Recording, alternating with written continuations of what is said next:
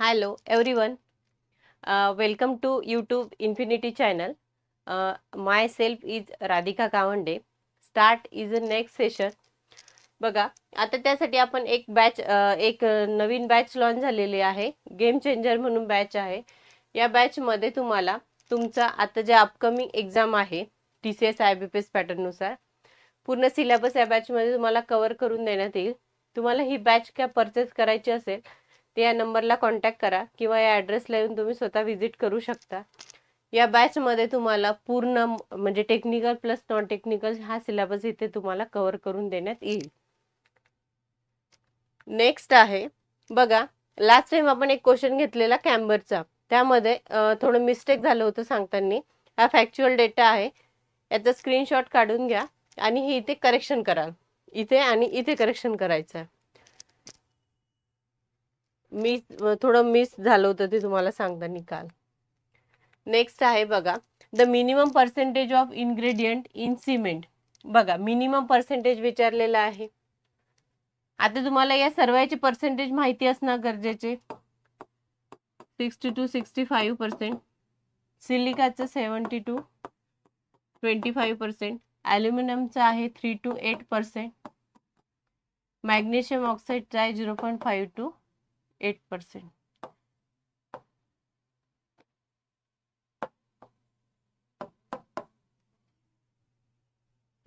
Sorry 6%. आता बघा यामध्ये यांनी काय विचारलेलं आहे की मिनिमम पर्सेंटेज विचारलं, तर मिनिमम पर्सेंटेज कशाचं आहे आपलं मॅग्नेशियम ऑक्साईडचं. आता बघा लाईमचं 60 to 65. सपोज तुम्हाला लाईमचं कधी कधी त्यांनी 62 पण दिलेलं राहील. हे काय केलं यांनी इन अँड ॲव्हरेज पकडलं. रेंजमध्ये असेल तर आपण 62 पण घेऊ शकतो. आता बघा यांनी तुम्हाला सर्वच पर्सेंटेज विचारलेले आहेत. आता आपण एकच परत पर्सेंटेजकडे जाऊ. बघा लाईमचं किती आहे 60 to 65, सिलिकाचं, ॲल्युमिनियमचं, आयर्न ऑक्साईडचं, मॅग्नेशियमचं. तुम्हाला जास्तीत जास्त हे 5 विचारलेले आहे. यावर एक तर तुम्हाला पर्सेंटेज विचारणार किंवा मिनिमम कुठला आहे मॅक्झिमम कुठला आहे. हा कंटेंट तुमचा खूप इम्पॉर्टंट आहे. नेक्स्ट आहे in typical staircase which statement is correct. बघा करेक्ट स्टेटमेंट विचारलेलं आहे आपल्याला. हा स्टेअरकेसचा क्वेश्चन आहे. Number of price are same number of trade. चुकीचा आहे. Number of price 1 shorter than number of trade. चुकीचा आहे. Number of price 1 more than trade plus 1 number of trade. Right answer. Relation between the rise and trade हे तर नाहीच आहे. बघा आपल्याला स्टेटमेंट नुसार स्टेटमेंट राईट माहिती असेल तर आपण बरोबर म्हणजे आन्सर पर्यंत करेक्ट पोहोचतो. बघा डमी ऍक्टिव्हिटी मध्ये काय आहे की डमी ऍक्टिव्हिटी हा CPM चा क्वेश्चन आहे. डमी ऍक्टिव्हिटी कशाने डिनोट करतो आपण. बघा डमी ऍक्टिव्हिटी जी आहे ही आर्टिफिशियल ऍक्टिव्हिटी आहे, बरोबर. It is represent to the row diagram by dotted line हे पण बरोबर आहे. Does not require the any time हे पण बरोबर आहे. All the above. आता डमी ऍक्टिव्हिटी काय असते की ते आपण CPM मध्ये जेव्हा आपण हे करतो म्हणजे ॲनालिसिस करतो किंवा CPMचा आपण डायग्राम काढतो त्याच्यामध्ये आपण डमी ऍक्टिव्हिटी कशाने दाखवलेलं आहे डॉटेड लाईननी. तीच काय आहे एक आर्टिफिशियल ऍक्टिव्हिटी आहे आणि तिला कुठला टाइम किंवा रिसोर्स लागत नाही, त्याला आपण डमी ऍक्टिव्हिटी.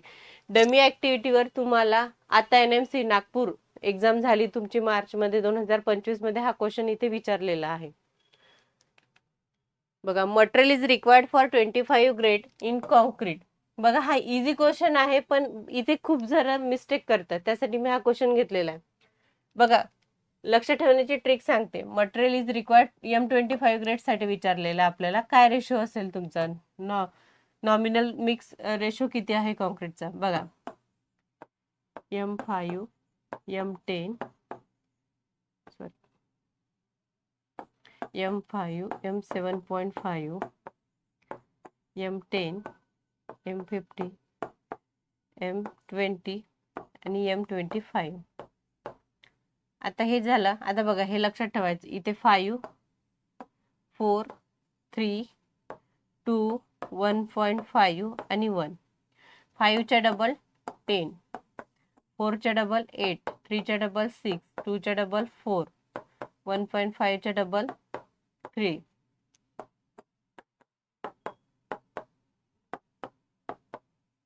ते 1 1 1 1 1 1. आता बघा, हे तुम्हाला लिहायला वेळ लागेल, पण काय होईल की एक्झॅक्ट तुम्हाला प्रॅक्टिस झाली तर ही इझिली काय होईल, आपल्याला M25 साठी विचारलं नाही. M25 साठी किती आहे? 1:1:2 1:2. 1:1 1:2 हे आपला आन्सर आहे. बघा किती इझी आहे. हा चार्ट लक्षात ठेवायचा. 5 पासून स्टार्ट करायचं, इथे पण 5 पासून स्टार्ट करायचं. 5 M5 M7.5 M10 M15 M20 M25 आणि याच्या हे परत डबल करत जायचं. सिक्वेन्स तुमचा राईट आहे आणि तुमचं इथे आन्सर चुकणार नाही. हे लक्षात ठेवायची ट्रिक आहे. Next, the size of cube for testing of concrete shawl बी. बघा आता क्यूब, कॉन्क्रीटचे क्यूब किती डायमेन्शनचे असते ते विचारलेले आपल्याला. आता बघा इथे सिमेंटचे आहेत, कॉन्क्रीटचे आहेत, कन्फ्यूज नका. बघा इथे काय विचारलेलं आहे, क्यूब टेस्टिंग. इथे त्यांनी विचारलं नाही की तुम्ही ॲग्रीगेट किती mm यूज केलं. ही जी साईज असते ही डिपेंड करते. 20 mm ग्रेटर असेल, 20 mm पेक्षा ॲग्रीगेट हे ग्रेटर असेल ॲग्रीगेट, तर तुमची काय आहे 150 mm 150 mm 150 mm ग्रेटर 2 म्हणजे 200 mm पेक्षा तुमची ॲग्रीगेटची साईज ही जास्त असेल, तर नाही तर शॉर्टकट मध्ये असंच लिहिते.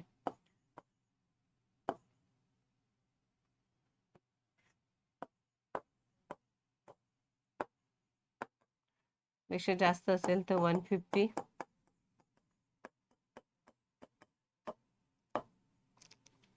आणि लेस असेल तर 100 mm.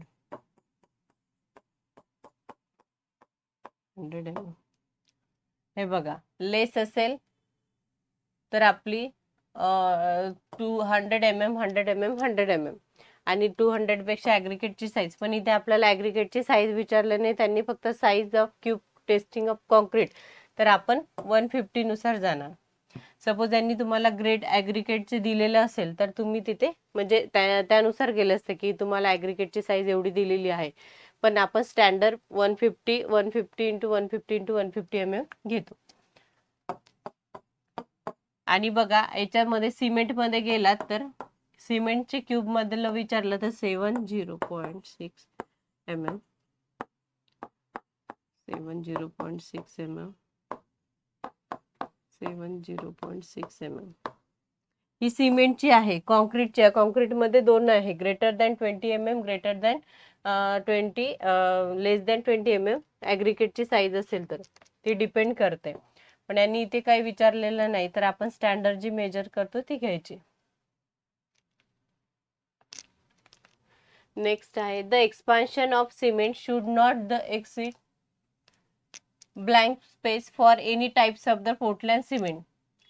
म्हणजे तुमची जी सिमेंटची जी टेस्ट केल्यानंतर पोर्टलँड सिमेंटसाठी जी एक्सपांड म्हणजे नॉट व्हायला पाहिजे, म्हणजे यायला नाही पाहिजे 10 mm पेक्षा किंवा 5 mm पेक्षा 50 mm पेक्षा की 20 mm पेक्षा. बघा आता याच्यामध्ये दोन पार्ट पडते. आता आपलं राईट आन्सर आहे 10 mm ऑर्डिनरी पोर्टलँड सिमेंट परत रॅपिड हार्डिंग सिमेंट, परत Portland pozzolana cement,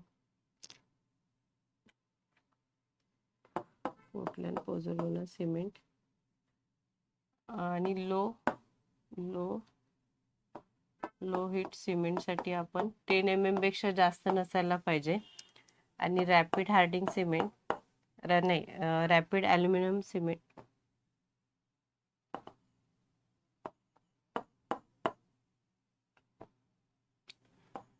super sulphate cement आणि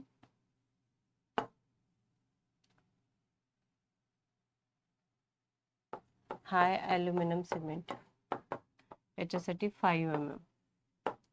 हे बघा इथे काय विचारलं, expansion for cement should not exceed, म्हणजे आपल्याला याच्यापेक्षा जास्त नाही पाहिजे. Types of Portland cement. आता बघा पोर्टलँड सिमेंट विचारलेलं आहे तर आपली 10 mm बरोबर आहे.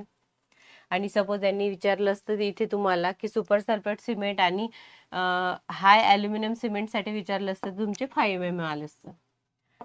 हे आपलं नाही आन्सर, हे आपलं आन्सर नाही. हे लक्षात ठेवा, इथे डिपेंड करते. नंतर हिट्रोग्राफ इज रिप्रेझेंट. बघा आता हिट्रोग्राफ आणि आणखी दुसरं आहे हिट्रोग्राफ विचारलेला आहे तुम्हाला. तर हिट्रोग्राफ तुम्ही कशाने रिप्रेझेंट करताय. परत तुम्हाला हायड्रोग्राफ मध्ये विचारलेला आहे. युनिट हायड्रोग्राफ म्हणजे काय आहे, म्हणजे त्याचा रेशो विचारलेला आहे. किंवा ग्राफ तुम्ही कसा रिप्रेझेंट करताय तिथे क्वेश्चन येऊ शकतो. आता मी इथे हिटोग्राफ घेतला. हिटोग्राफ आपण कशावर मेन्शन करतो.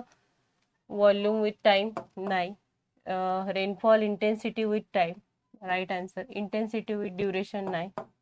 रेनफॉल इंटेन्सिटी और एनी एरियावर तर नाही करत. बघा आता तुम्हाला काय करायचं आहे, हिट्रोग्राफचे जे ग्राफ आहेत 5 ग्राफ आहेत ते पूर्ण 5 ग्राफ पण तुम्हाला एक वेळेस रिवाइज करायचे आहे.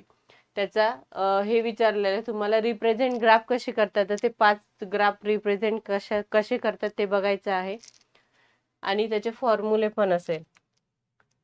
नेक्स्ट नेक्स्ट आहे match the list device with the list use, select the correct answer using the code given by. बघा इथे यांनी आपल्याला डिवाइस दिलेला आहे आणि त्याचा यूज काय आहे ते दिलेलं आहे. पिटो ट्यूबचा यूज आपण कशासाठी करतो.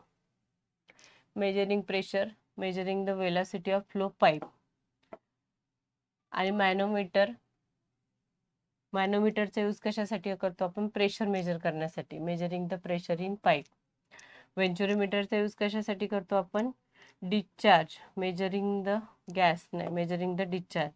आणि ॲनोमीटरचा यूज कशासाठी करतो, मेजरिंग द एअर आणि गॅस वेलोसिटीसाठी. बघा इथे तुम्हाला एक तर पूर्ण हे डिवाइस दिलेलं आहे, तिथून यूज, त्याचा यूज म्हणजे आपण कशासाठी त्याचा यूज केलेला आहे. पिटो ट्यूब आणि हे पण तुम्हाला 2 माहिती असेल तरी इथे तुमचा आन्सर निघाला असतं. पिटो ट्यूब का आपण वेलोसिटीसाठी करतो, वेंचुरीमीटर डिस्चार्जसाठी करतो, मॅनोमीटर प्रेशरसाठी करतो. हे 3 तर आपल्याला माहिती आहे. चौथं माहिती नसलं तरी आपण राईट आन्सर पर्यंत गेलो असतो. बघा फर्स्ट याचं काय आहे, 2 नंतर 1 2 1 म्हणजे हे गेलं 2 1 नंतर डिस्चार्जचं 4 म्हणजे आपलं सी आन्सर आहे. बघा आपल्याला जेव्हा एलिमिनेशन मेथड यूज करायची असेल ना तर तिथे आपल्याला ॲटलिस्ट 2 किंवा 3 पण आपला ॲक्युरेसी असेल तर आपण म्हणजे आन्सर पर्यंत राईट पोहोचतो. आता बघा नेक्स्ट आहे the length of line measure with the 20 metre chain was found to be 634.4 meter if the chain was 5 centimeter too long throughout the measurement than the true length. त्यांनी true length विचारलेले आपल्याला काढायला. True लेंथचा formula काय आहे, wrong length किंवा wrong scale पण घेऊ शकतो आपण. Wrong length corrected length into measured length. हा सर्वेचा क्वेश्चन आहे.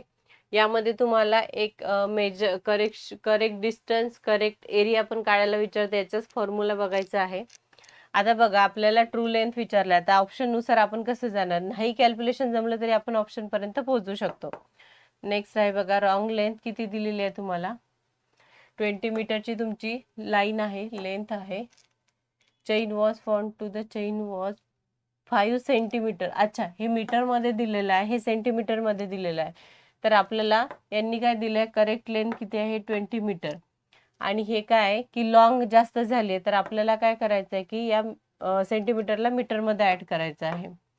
0.5 इंटू मेजर्ड लेंथ किती आहे 634.4 metre.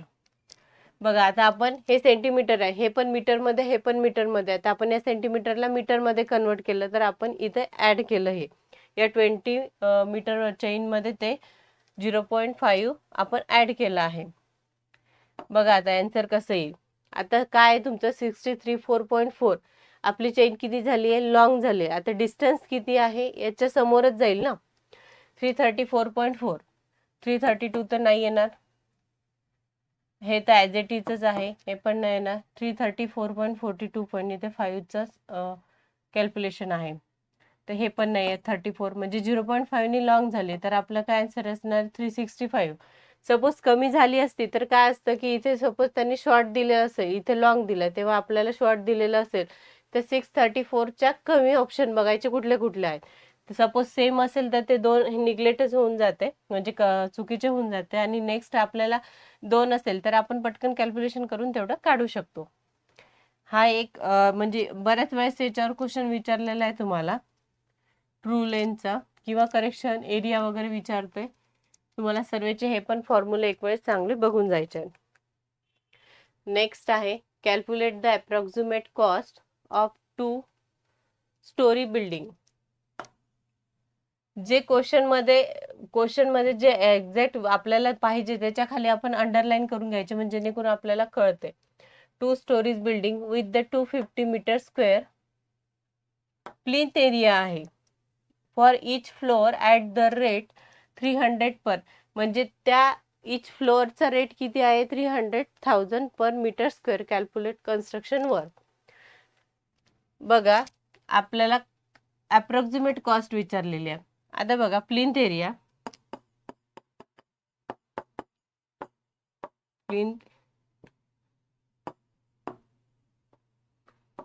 Into rate cost. Plinth area किती आहे तुमचा 250 मीटर स्क्वेअर इंटू रेट किती दिलाय 3000. आणि काय विचारलेलं आपल्याला 2 स्टोरी बिल्डिंग. आधी याचं कॅल्क्युलेशन करायचं आहे. हे येईल 75, 25,75.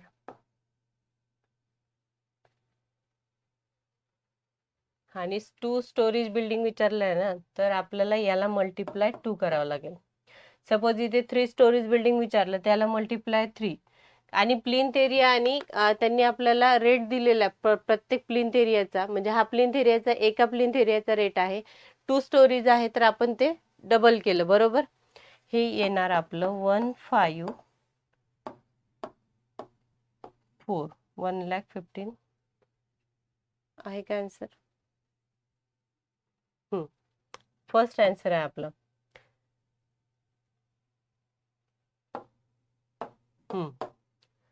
बघा यांनी काय दिलंय calculate approximate cost 2 storeys building म्हटलंय आपण, म्हणून 2 ने मल्टिप्लाय केलं. सपोज यांनी 2 स्टोरीज बिल्डिंग दिलेलं नसतं तर आपलं हेच आन्सर आलं असतं, म्हणून आपण याला 2 ने मल्टिप्लाय केलं. सपोज इथे 3 किंवा किती पण स्टोरीज बिल्डिंग तुम्हाला देऊ शकते. आणि रेट पण दिलेला होता. आता बघा क्वेश्चन मध्ये त्यांनी काय दिलेलं आहे, प्लिंथ एरिया दिलेला आहे. सपोज त्यांनी एखाद्या वेळेस प्लिंथ एरिया दिलेला नसेल तर ते आपल्याला पण कॅल्क्युलेट करायला लावते, तर प्लिंथ एरिया पण आपल्याला कॅल्क्युलेट करता आला पाहिजे. नेक्स्ट आहे आपलं हे आहे आन्सर. नेक्स्ट आहे which of the following is not required to prepare a detail estimate. बघा डिटेल एस्टिमेट प्रिपेअर करताना आपण काय रिक्वायर्ड नाही ते विचारलेलं आहे. आता डिटेल एस्टिमेट मध्ये काय राहते, ड्रॉइंग पण आपण प्रिपेअर करतो, स्पेसिफिकेशन पण आपल्याला गरजेचे राहते, आणि ॲटम रेट म्हणजे यांनी काय होते की प्रत्येक युनिटचा रेट तुम्हाला कन्फर्म करता येतो. ड्रॉइंग मध्ये तुम्हाला डिटेल म्हणजे डिटेल इन्फॉर्मेशन दिली जाते. स्पेसिफिकेशन मध्ये पण तुम्हाला काय राहते की किती मीटर स्क्वेअर एरियासाठी तुम्हाला सपोज किती मटेरियल लागणार आहे, इथून आपण कॅल्क्युलेट करतो. आणि आउट गोईंग हे आपलं आन्सर नाही. यांनी काय विचारलंय, नॉट रिक्वायर्ड, कुठलं रिक्वायर्ड नाही ते विचारलेलं आहे.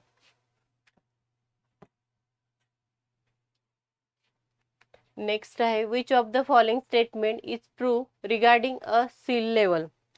बघा आता सीलचं काय आहे की त्यांनी स्टेटमेंट विचारलेलं आहे तुमचं, कुठले ट्रू आहे.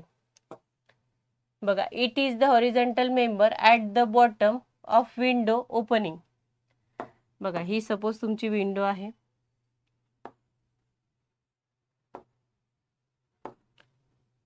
ही विंडो आहे. विंडोची जी बॉटम साईज असते ती काय राहते सील लेवल राहते, जी टॉप साइड राहते ती काय राहते तुमची लिंटेल. आणि सील लेवल ही डोअरला नसते, फक्त विंडोला राहते. त्यांनी काय दिलं, हॉरिझॉन्टल मेंबर आहे, बरोबर. ॲट बॉटम द विंडोच्या बॉटम साईडला आहे. तर फर्स्ट आपलं स्टेटमेंट राईट आहे. नेक्स्ट आहे is take the structure load of the wall above the opening. नाही. It protect the window of building from the sun. नाही. It is the vertical wall at the terrace level provide for protection. नाही. बघा, seal level आपण कुठे provide करतो, फक्त विंडोच्या bottom साईडला. टॉप साईडला काय असते, तुमचं सज्जा असते किंवा लिंटेल राहते. Lintel he through out the wall राहते आणि सज्जा जो राहते तो फक्त outer the projection of door and विंडोच्या. हे बघा, आणि यावर डोअर आणि विंडो बद्दल पण तुम्हाला पूर्ण म्हणजे डोअरचे टाइप्स करायचे आहे, डोअरचे कंपोनंट कुठले कुठले आहेत आणि डोअर आणि विंडोचे टाइप केले, डोअर आणि विंडोच्या कंपोनंट करायचे. याच्यावर तुम्हाला एखादा क्वेश्चन 1 मार्क्स 2 मार्क्सला विचारलेला आहे बऱ्याच वेळेस. हा क्वेश्चन तुमचा नागपूर महानगरपालिकेमध्ये CAEच्या एक्झामला विचारलेला आहे. Reinforce cement concrete work including beam, slab आणि column is most commonly estimate on the base of. बघा, आता हा आपला एस्टिमेटचा क्वेश्चन आहे. रेनफोर्स सिमेंट कॉन्क्रीट म्हणजे जे RCCचं जे कॉन्क्रीट आहे, तर ते आपण कशामध्ये मेजर करतो हे विचारलंय. वर्क इन इन्क्लुडिंग कशामध्ये इन्क्लूड केलेलं आहे बघा, per cubic metre, per ton reinforce. Ton मध्ये तर नाही करत आपण, इथे स्टील केले जाते. Per linear material and rebar length हे तर नाहीच आहे. Per square metre plaster. पण यांनी आपल्याला काय विचारलंय, बीम, स्लॅब आणि कॉलम साठी विचारलंय. तर बीम, स्लॅब, कॉलम साठी आपण काय करतो की त्याला मीटर क्यूब मध्ये घेतो. प्लास्टरिंग वर्क कशासाठी करतो आपण, मीटर स्क्वेअर मध्ये करतो. किंवा तुमचं फॉर्म वर्क राहते हे पण मीटर स्क्वेअर मध्ये केलं जाते. परत स्लॅब आपण कशामध्ये करतो, मीटर क्यूब मध्ये करतो. हे पूर्ण जे युनिट आहे, वर्क ऑफ युनिट आहे एस्टिमेट मध्ये, हे एक वेळेस परत तुम्हाला रिवाइज करायचे आहेत. याच्यामध्ये तुम्हाला बऱ्याचशा गोष्टी विचारते. सील साठी विचारते. सील म्हणजे सील मध्ये तुम्हाला सीलचं हे काय म्हणजे युनिट काय आहे, वर्क युनिट मीटर स्क्वेअर मध्ये मोजताय का तुम्ही मीटर क्यूब मध्ये, म्हणजे त्याला मेजर करताय, डिपेंड करते. म्हणजे ते विचारते, त्यामध्ये आपल्याला सांगायचं आहे. DPC डॅम प्रूफ कोर्स तुम्ही कशामध्ये मेजर करताय, इथे काही पण विचारू शकते ते. इथे बीम आणि स्लॅब कॉलम साठी विचारलंय म्हणून आपलं क्युबिक मीटर क्यूब होतं. आणि प्लास्टरिंग साठी विचारलं असतं त्यांनी तर मीटर स्क्वेअर केलं असतं. रेनफोर्समेंट साठी विचारलं असतं तर आपण टन मध्ये घेतो स्टील. नेक्स्ट आहे बघा, इथे आपले क्वेश्चन आपण स्टॉप करूया. या क्वेश्चनचं म्हणजे रिझन घेण्याचं एकच आहे की आता बघा, मी तुम्हाला रेनफोर्स हे सपोज आता हा एस्टिमेटचा क्वेश्चन आहे. मी तुम्हाला रोज क्वेश्चन सिरीज मध्ये एकच गोष्ट सांगत आहे की तुम्ही हे 4 कंटेंट नका करू. 4 कंटेंट तर तुम्हाला इझिली येऊन पण जाणार, पण तुम्ही बेस म्हणजे तुम्ही कुठे जाल आधी, तुमच्या बेसिकला. बेसिक मध्ये काय आहे की तुम्हाला इथे बिल्डिंगचा कुठला पण कंपोनंट विचारला तर त्या कंपोनंट म्हणजे तुम्हाला त्याचं युनिट माहिती असायला पाहिजे. तुम्ही काय करणार, आतापर्यंतची स्ट्रॅटेजी काय होते की याचं मीटर क्यूब आहे, याचं स्टील आहे, हे तर नाहीच आहे, आणि याचं मीटर स्क्वेअर आहे. आतापर्यंतची स्ट्रॅटेजी मध्ये काय होतं की क्वेश्चन करायचा, क्वेश्चनचे 4 ऑप्शन करायचे, म्हणजे आपल्याला एका क्वेश्चन बरोबर 4 क्वेश्चन झाले. आता तो पॅटर्न गेला. आता काय आहे की तुमचा कन्सेप्ट, आता आधीच्या क्वेश्चन मध्ये तुम्हाला metre cube, metre square, steel पर्यंत माहिती होता. कन्सेप्ट थ्रू गेला तर काय होतंय की तुम्हाला इवन ह्या तिन्ही पण गोष्टी माहिती राहते. आणि सपोज जी गोष्ट माहिती नसेल आणि जी क्वेश्चन मध्ये विचारलेली असेल तर तुम्ही त्या आन्सर पर्यंत पोहोचू शकता. हे बरोबर. आता तुम्हाला हे माहिती आहे की क्युबिक मीटर फक्त एक्सकॅव्हेशन साठी यूज करतात आणि प्लास्टरिंग साठी तुम्हाला इथे माहिती आहे की मीटर स्क्वेअर यूज करतात. पण याच्या व्यतिरिक्त पण काही विचारलं तर तुम्हाला यायला पाहिजे. त्यासाठी काय म्हणते की कन्सेप्ट थ्रू जा. तुम्ही क्वेश्चन म्हणजे क्वेश्चन केले, क्वेश्चनचे 4 आन्सर केले, हे ऑप्शन नाही. सपोज तुम्हाला इथे स्टेटमेंट मध्ये पण क्वेश्चन देणार, बघा इथे दिलेला आहे. हा, आता स्टेटमेंट मध्ये क्वेश्चन दिला, इथे कन्फ्युज होऊ शकते. हा, vertical wall terrace level provide the name. हा, इथे protect the window in building from sun. ज्यांनी प्रॉपर वाचलेलं नाही त्याच्यासाठी पण हे कन्फ्युजिंग क्वेश्चन आहे.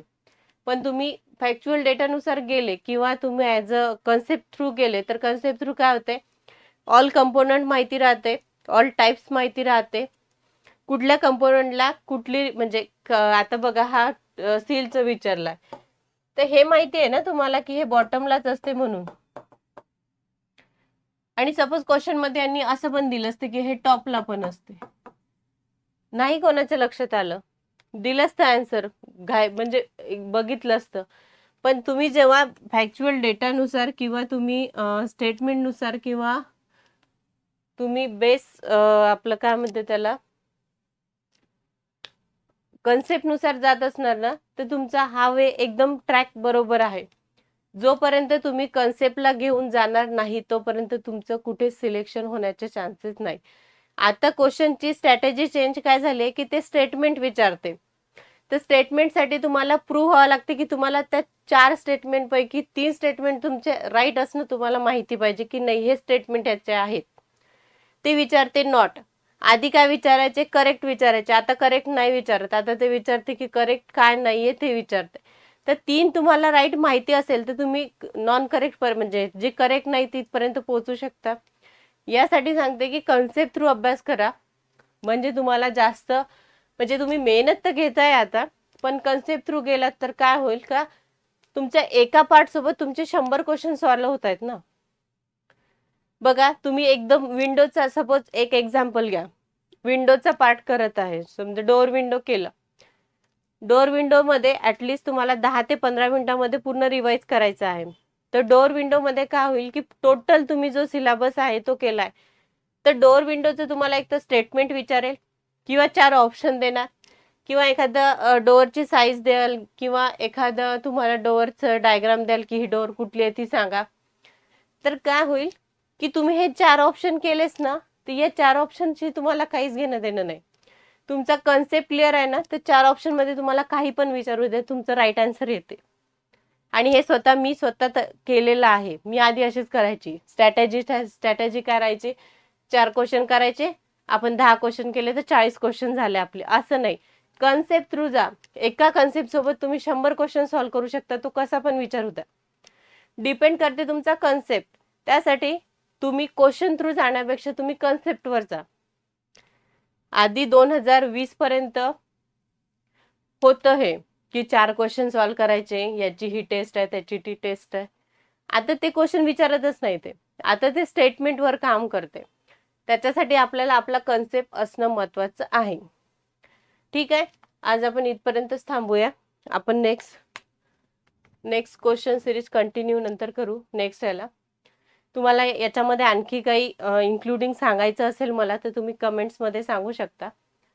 आणि उरलाय प्रश्न इथे जे आपण एक्झाम मध्ये क्वेश्चन आलेले आहेत तेच क्वेश्चन मी इथे घेत आहे, जेणेकरून तुम्ही त्याच्याशी रिलेटेड पण खूप सारा म्हणजे डिटेल अभ्यास करून गेलात ना, तर 99% सांगते की तुमचे क्वेश्चन सॉल्व्ह होणार. आता बघा सिमेंटचा क्वेश्चन आपण लास्ट टाइम घेतलेला, आज परत सिमेंटचा क्वेश्चन घेतला, पण तेव्हा आपण कुठला टाइप्स घेतले होते, सिमेंटच्या टाइप्सवर घेतला होता. आपण आता सिमेंटच्या पर्सेंटेजवर घेतला. बस क्वेश्चन मध्ये तुम्हाला पेपरमध्ये हेच विचारणार आहे. लास्ट टाइम त्यांनी त्याच्यावर कंटेंट विचारला, क्वेश्चन विचारला त्या कंटेंटवर, आता तो सिमेंटशीच विचारणार, पण तो डीप मध्ये जाऊन विचारणार किंवा स्टेटमेंट थ्रू विचारणार तुम्हाला कन्फ्यूज करण्यासाठी. हाच एक त्याच्या मागचा हे प्रश्न कुठे कसा विचारला जातो याचा थोडासा तरी अभ्यास करा, जेणेकरून काय होईल की तुम्हाला लॉजिक म्हणजे लावणं तुम्हाला कळेल. आतापर्यंत हे फक्त क्वेश्चन आणि आन्सर हे करू नका. कन्सेप्ट करा, कन्सेप्ट थ्रू जा, रिझल्ट लवकर येतो. चला, थँक्यू सो मच. भेटू आपण नेक्स्ट सेशनला.